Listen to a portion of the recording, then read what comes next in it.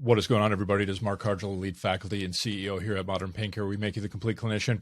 Up for another episode of the Modern Pain Podcast, and this one kind of a throwback to some destabilizing discussions both Jarod and I have had in our past around some of the ways we conceptualize pain and what we were doing in the clinic. And before we get into that episode, let's check in with our partner. How are you doing there, Jarod?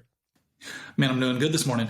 You know, it's the start of a brand new year. It's 2022, and we're just rolling with all of the things that comes with. You know, I'm in management a little bit more these days, so I've been getting together annual reviews for all of my clinic directors to kind of sit down and talk about, hey, what can we do this year to make your clinic a more effective clinic, both from a of course, from a financial business aspect, but from a patient experience aspect. And it's actually pretty cool. I'm working with some of the other regional directors to put together a whole, kind of like not coursework per se, but a lot of information on the patient experience and how can we really focus on making our clinics a place for really good patient experiences merged with really good high quality care. No, it's always interesting to kind of zoom out to that kind of 10,000 foot view of kind of where kind of operations are. And I think too often clinicians, I know I was before I really understood, I was all about the clinician experience and what am I providing as a clinician to excellent care, which is of course part of it, but to understand the patient's perspective. You know, we have folks like Jerry Durham out there who are leading the way as far as really keeping in mind what's the patient experience from first phone call through the relationship that you maintain with that patient throughout their lifetime. I think it's just some things that we don't purposely consider that are huge that can really be drivers of, good metrics in a business. So good on you to get back or get into the management stuff, man. I know you still dabble in the clinic a bit, which we'll talk about today, some of your patients you're dealing with, but the management thing can be a good way to kind of see the big picture of what we do as physical therapists, because I think too often we, as clinicians, bang on our profession of the employers and all these things. So how's it been on the management thing and balancing that in the clinic? It's in some ways it's really good. In some ways it would be, I don't want to say easier, but maybe easier to just, wake up and show up and treat patients every day and then go home. And, management follows you home and it calls you at 9:00 at night and it gives you weird emails at, 4:00 in the morning. There's a lot of things that you have to deal with that aren't as great, but it's really fun to get to be a mentor in both a management and a clinical aspect for other therapists and have a hand in, kind of making multiple clinics run more how I think that a clinic should run in a perfect world, even though we'll never get there. Yeah. Sounds like we might have another podcast episode too, to what does that clinic look like? What does it run like? But before we get into that, let's talk a little bit about the topic of today's episode, defense versus defect. That was for those of you who have been around for a bit and into the earlier years of maybe social media and communities around physical therapy. Soma Simple was one that Jarod and I don't know if we met on Soma Simple or interacted on Soma Simple but we both had, decent influence from that. It was a website, just kind of a discussion board forum type website where it was PTs really pushing forward discussion. That's where I really got into Jason Silvernail's world, got into Rod Henderson's world, Diane Jacobs, Barrett Dorco, John Ware. Gosh, there's probably more that I'm missing, so I apologize if I missed your name. But when I came into it, I was just in prime manual therapy mode. And manual therapy mode, we're really trained, and in school, not just even manual therapy, to kind of consider pain as this defect that we're going to identify objectively with specific mechanical testing to find this defect, categorize this defect, treat this defect specifically, and get a specific outcome. I think we realize now that would be a nice way. If it would work that way, it would be nice and probably make clinical life a lot easier, but human beings don't necessarily work that way. And one of the things that got pushed to me is to look at pain as a defense, not a defect, that we're dealing with a human's defense to possibly a mechanical insult, but the defense is much more than just what's going on in the tissue, what's their thoughts, their beliefs, their fears, their behaviors around what their body's experiencing, maybe nociceptively. So that kind of influences, obviously, the whole central nervous system's ability to kind of modulate or change that input from the body. So it was a hard thing for me to consider, just because I was so ingrained in that defect. My hands were getting trained currently at that time. And if you I think you could probably still get on some stuff. I haven't tried to get on it in a while. I just looked at some of my stuff, screenshots and stuff I had from before the other day. That's what stemmed this episode. But it was, my posts were probably not, I look back, they were probably not the most easily, I wasn't taking this information well early on. It was just too much of a conflict to my belief system, and it was a struggle for me. But it really was a huge influence, probably one of the more influential experiences I had as a clinician growing, because people started making sense. They started challenging my thinking. They started challenging kind of how I was operating, and really improved how I went about it. So how's your experience been with the defense versus defect kind of thought process, Jarod? And I know you got a patient right now who you're kind of really working through that kind of thought process with, so maybe you can share some of that with folks. Yeah, first of all, on Soma Simple, I was that guy that was the lurker. I was very young at that point, and I was kind of scared to speak up. I was scared to say anything. So I just read a lot of comments, read a lot of posts. And for those of you who don't know, Soma Simple was a long-form discussion platform, almost like a message board type of setup. There was no pictures. There's none of that. There's no quips. There's no memes or anything. It was like, hey, these are complex topics, and let's have a really long-form discussion about it. So it's a little bit different than social media or discussion looks on average now. But I would say that platform's probably been dormant for, 5, 6, 7 years at this point. So I don't know that we interacted, but I saw comments, I saw names, and you didn't always know who everybody was either, just because, you had some sort of name that may be your name or it may not be your name that was listed. So it was an interesting thing. And I didn't learn who some of the people were until, years afterwards. So it was interesting looking back, but defense versus defect, that was definitely not what I was taught in school, right? Pain was 100% a result of some form of defect, whether it was a tissue damage or whether it was a tissue overload or whether it was a postural strain or whatever, right? Pain equals defect. And then when I started being introduced to the concept of pain equals maybe more defense in a lot of cases, this doesn't mean that pain can't be very heavily tied to some form of tissue-based defect, right? Of course, we know that if you break your leg, it's going to hurt a lot. If you sprain your ankle, it's going to hurt a lot, and that's okay. That's normal. You acutely herniate a disc, it's probably going to hurt a lot, right?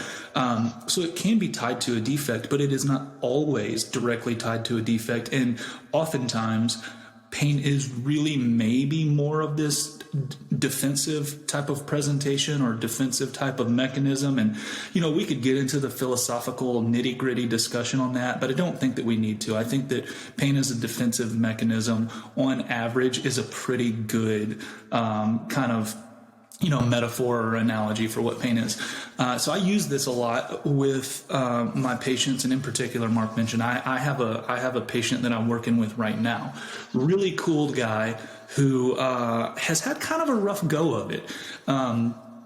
He is somebody that I would consider, if you were to categorize people or whatever, more on that type A type perspective, a little bit more towards the maybe slightly neurotic perspective of like, man, I've got to know the details, and I've got to think about the details, and I'm going to like reflect, and I'm going to ruminate on the details a lot type of perspective. I don't know if you would call that type A or not, but he's very like, consistently, not obsessing, but thinking about this stuff a lot. And a lot of that stems from this gentleman had a disc injury, or he was having sciatic, type presentation, mild to moderate radiculopathic type presentation 5 years ago. And he ended up having a microdiscectomy, and the surgeon told him, hey, never bend, lift, or twist again. What you don't want to do is blow that disc back out. I just fixed you, and please don't, put yourself back in this place by bend, lifting, and twisting. So then he went to a physical therapist afterwards. Physical therapist just crushed him on core stability type of thing. Never bend your back, never move your back, never twist your back. And he instructed him to buy Stu McGill's book, The Back Mechanic. So the Back Mechanic became this guy's Bible for years. And he has done the modified curl up, the side bridge, and the bird dog every day of his life for the last 5 years. He does not miss a day, and he log rolls out of bed. He does a full vertical torso upright squat to pick something up off the floor, or he has a grabber, like one of those, like when you see older people that need to pick up something off. He has a grabber at his house that he picks stuff off the floor, because he's very concerned that if he is to just bend over and pick something up, he is going to blow out another disc in his back, and he's going to be back in a place where he has to have surgery and all this sort of stuff. So that's the background. He was doing some bodyweight squats, and he likes to do kind of like high rep bodyweight workouts and that sort of stuff. He was doing some bodyweight squats about 6 months ago, and he tweaked something. He started having all sorts of low back pain. It was radiating into his hip. It was kind of going down his leg. He's freaking out. And when I watched this guy do a squat, you talk about perfect quote unquote mechanics. There's like minimal lumbar movement for this guy. So it wasn't that he had bad form or anything like that. Simultaneously, he is working a contract job that he absolutely hates. He detests it. He wants out of it, but he's in at that point he was in 6 more months of a contract with a law firm where he has to do this work that he hates it. He's living in a place where he doesn't have any friends or family. He's living in a place where he doesn't necessarily want to be, and he's going through all this sort of stuff. He's got a lot of psychosocial stressors going on, and he said he doesn't sleep very well, and he's very fearful and protective over moving his back on a subconscious level.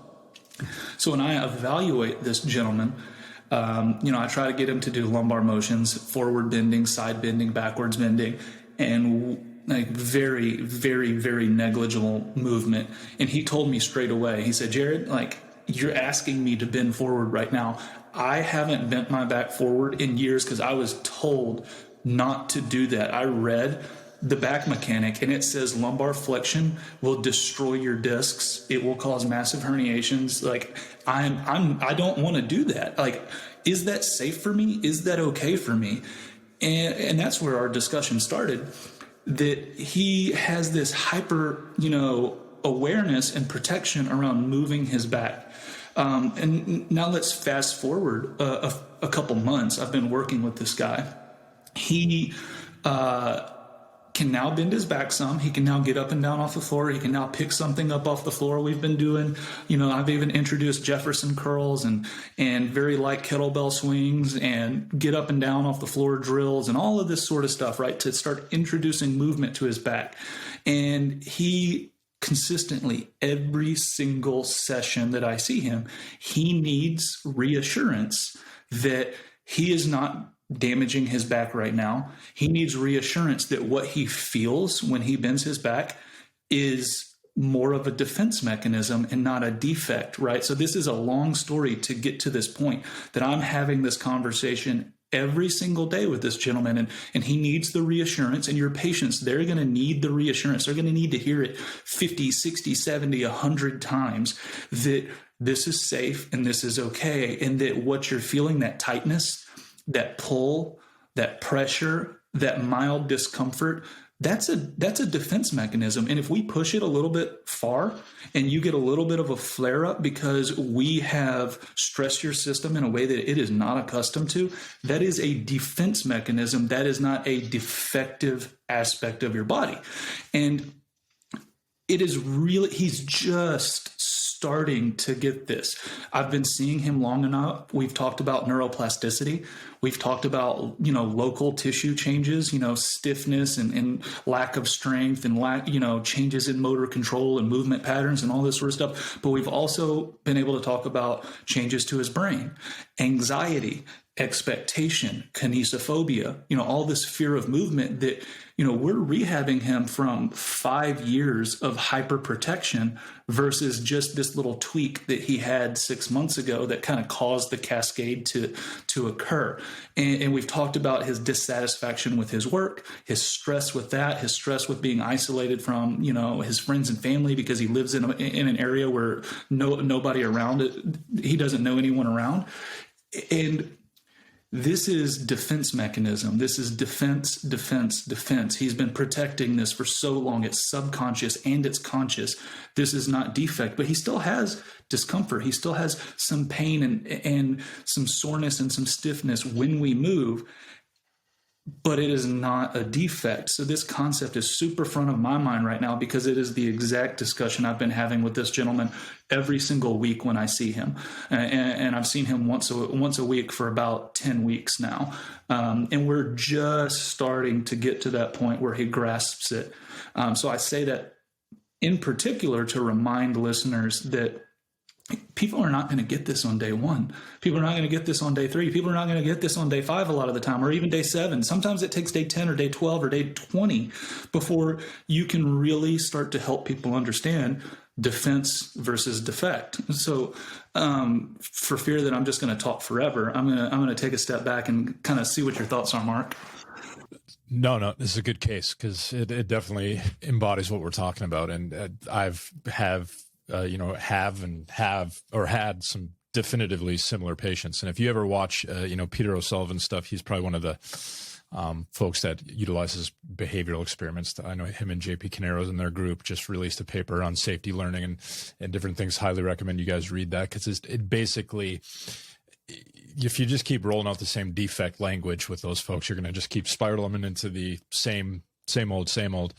Where if you can start getting these folks to consider a different thought process, and then also, which I know Jarod's doing as far as testing it, having him test this whole, I brace, I tense the tar out of my back, and then I try to do things, and then you set up scenarios where this person does it differently. I've had a person where, same thing, like bed was a procedure, in and out of bed, just simple life movements were so thought and cognitively loaded with this, I got to move this perfect way, that when we would have them experiment with, well, what happens if you don't do that? What happens if you, exposure-based work and different things like that, and people starting to see that. But if you look even with Peter O'Sullivan, probably one of the more experts at applying this stuff, his Martin story on YouTube, that thing took a year to really unfold to where Martin made some major changes. So if you'll occasionally have the patient where these epiphanies happen, like, oh my God, it makes sense. Maybe they've rode this defect train forever and biomedicine just keeps on trying to fix defects or identify defects and it's just ain't happening. So people are ready to move on. But I'd say the vast majority of people, this is a process. And it doesn't need to be something where you slap them on the table 3 times a week and poke on sore stuff, whether it be with your hands or with needles or with, tools, because all that does is reinforce the thought that there's something going on broken. I think you can still use those things with the narrative of decrease in sensitivity, helping to open up a window for some movement and getting you feeling better. But the patient needs to be driving the ship on this thing. They need to be understanding that that's simply a compliment, that if once you get off the bed, if you're still moving the same way and you're still not engaged in the things that are valuable to you in life, then we're not providing the things that you need. So we could go on and on with the defense versus defect stuff, but I really think it's such a hugely important way to conceptualize what you're seeing in the clinic now, because the defense around an acute injury can be different because different people have different thoughts, beliefs, fears, past experiences. The context that they bring into that injury can be very different, or the context they bring in and the context that surrounds them currently around that injury.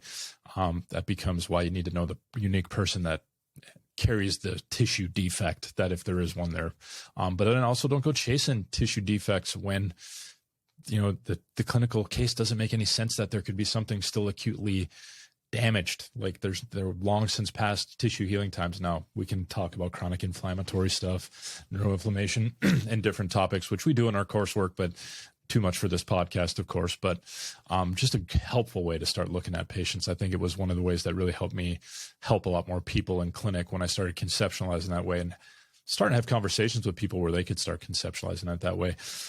What's been your experience? And we'll probably wrap it up. We're hitting our mark here, but any recommendations you have for folks as far as how to start really using this concept in their practice, Jarod? I mean, what you have to do is just try it. Honestly, this is one of those trial by fire things where I'm warning you right now, you're going to put your foot in your mouth with people. You're going to overload people. You're going to push them more than they are comfortable with going right now when you're trying to figure out how to dial this in.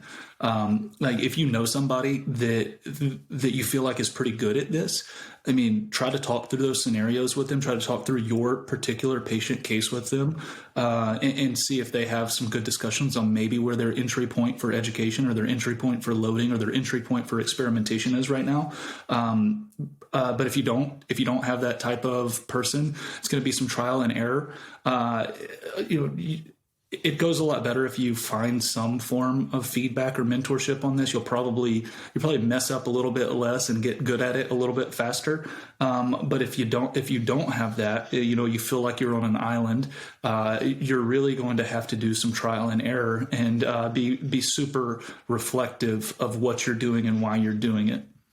Yeah, exactly. The mentorship and guidance definitely key to help in that skill develop. And it is one, just like you're going to overdose people with loading and exercise, you're going to overdose people with challenges to their schema of how they look at and perceive and behave around their injuries. So you gotta tread in there and see what works and nudge and see where you can make some inroads, and just like you do with a lot of other conditions. But when we're starting to consider the whole picture of the human, not just pontificating over facet glides and all these things that are in the grand scheme for some patients not really all that important, you start getting into the real stuff that starts defining why they're not back into life and back doing things when you start, understanding that unique person in front of you. If you ever need any help in that, definitely don't hesitate to reach out to Jarod and I.